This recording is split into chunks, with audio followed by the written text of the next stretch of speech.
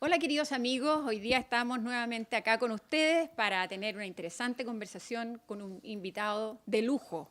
Bueno, vamos a partir por presentar a Sergio de Castro. Sergio de Castro es un economista que estudió en la Universidad Católica, que además fue decano de Economía de la Universidad Católica, y después cuando se inició el gobierno militar, él se incorpora como asesor del gobierno para después ser ministro de Economía y finalmente ministro de Hacienda, teniendo un rol que fue realmente fundamental porque formó parte de un equipo de personas. Él estudió en Chicago también, cuestión muy importante de mencionar, un equipo de jóvenes muy interiorizados y muy comprometidos con una visión de la economía y que fueron capaces de ponerse a disposición del país y del gobierno en un momento muy difícil para Chile.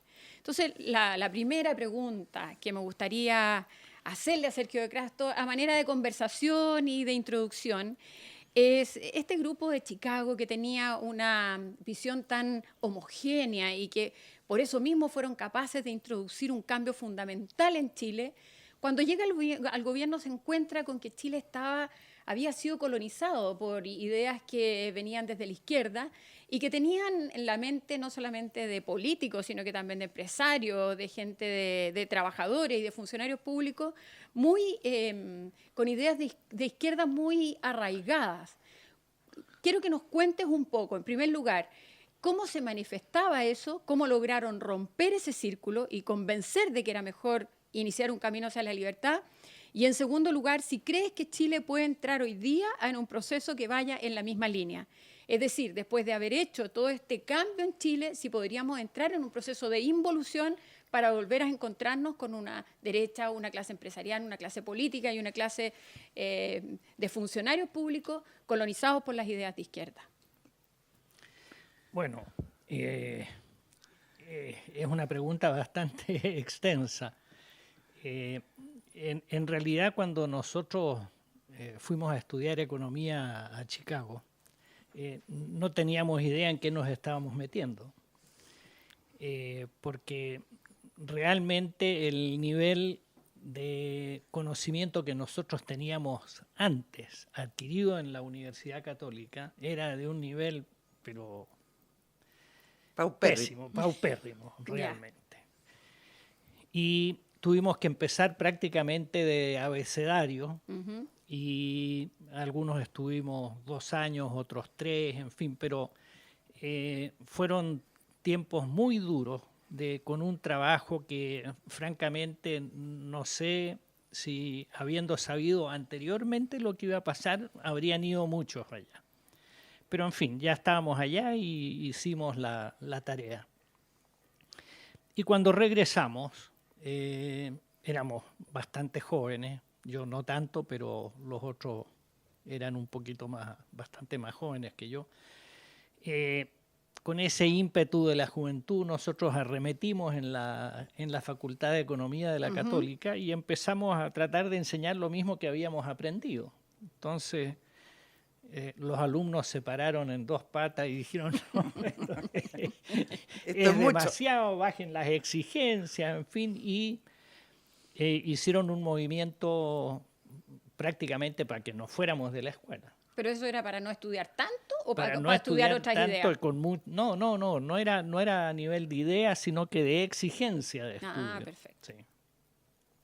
Bueno, finalmente llegamos a un buen acuerdo y la cosa continuó adelante. Y en el proceso de enseñar uno aprende mucho. Ujú. Y nosotros empezamos a hacer clases en la Escuela de Economía y a hacer investigaciones en el Centro de Investigaciones de la Universidad Católica y un poco a familiarizarnos con la economía chilena.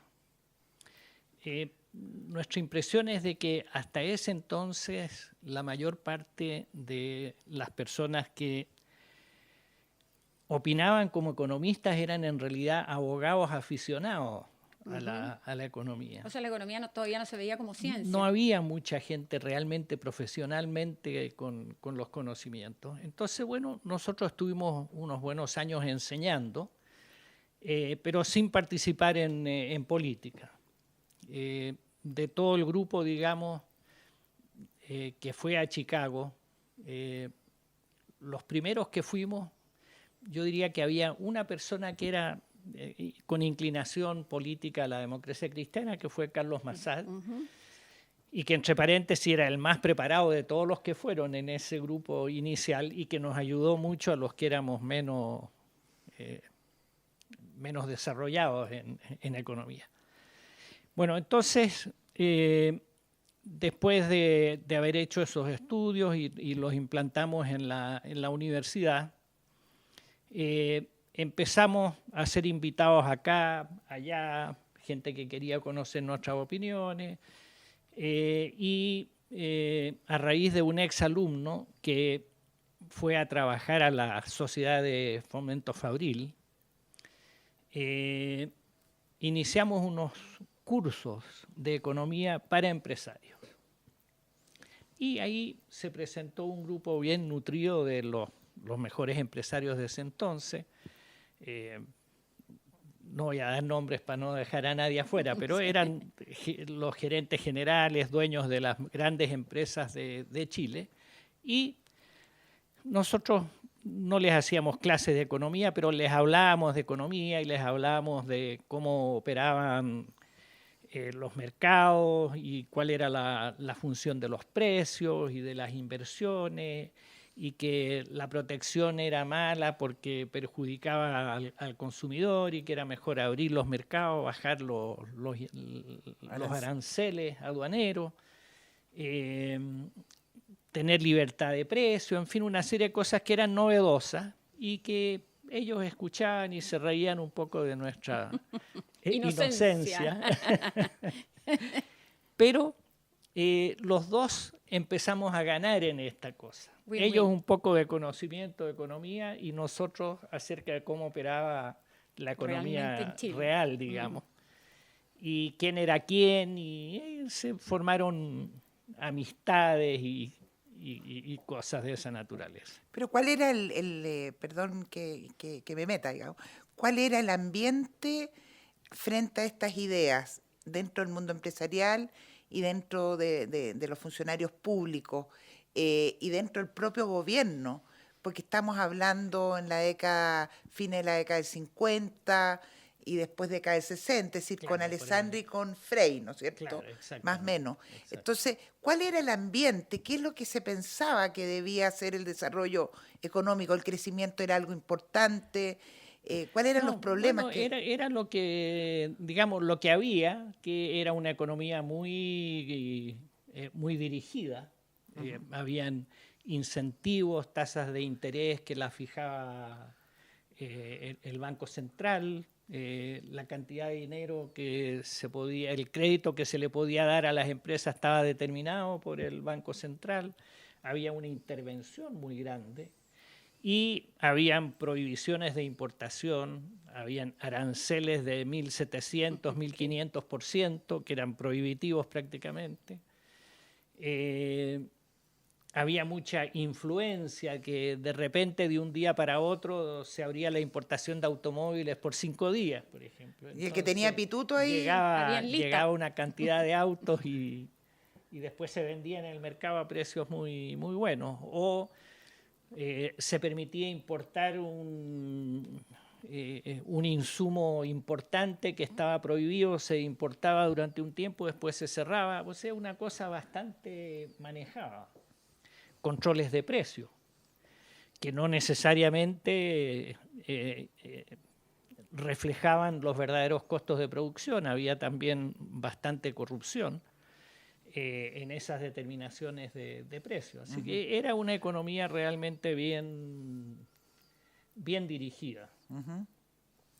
¿Y se puede hacer un símil en relación a esta como vuelta al dirigismo, o podríamos decir al estatismo, que de alguna manera está en muchos de los que están opinando en relación al modelo hoy en día?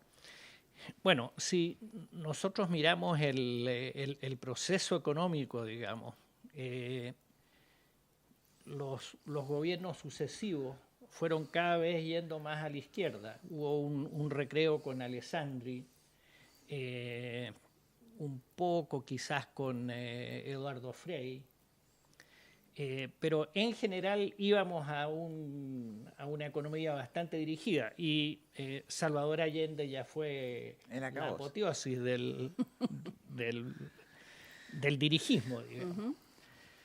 Entonces, eso yo creo que es similar a lo que está pasando hoy día, que el gobierno cree mucho más en la posibilidad de que el Estado sea empresario a que el sector privado lo haga. Se está viendo esa tendencia.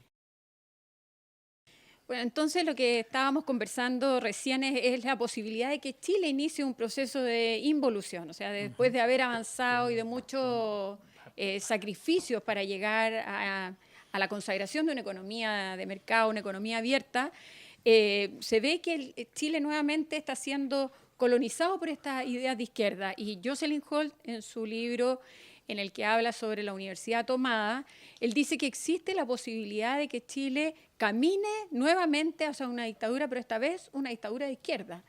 Lo ve así, a pesar de que el entorno internacional es tan distinto, que hoy día no tenemos la influencia de Cuba aquí en Latinoamérica, que no tenemos la influencia de Rusia, que está en la Guerra Fría, que estaba tratando de influir. ¿Es tan así la posibilidad de que esto exista? Bueno, yo no sé de una dictadura de izquierda, no lo creo. Pero lo que sí me parece es que la confianza del nuevo gobierno es más en la actividad encabezada por el Estado que por el sector privado. Sí. Entonces, yo veo una tendencia creciente a que sea el Estado el que se involucre en los procesos de producción y vaya desplazando al sector privado.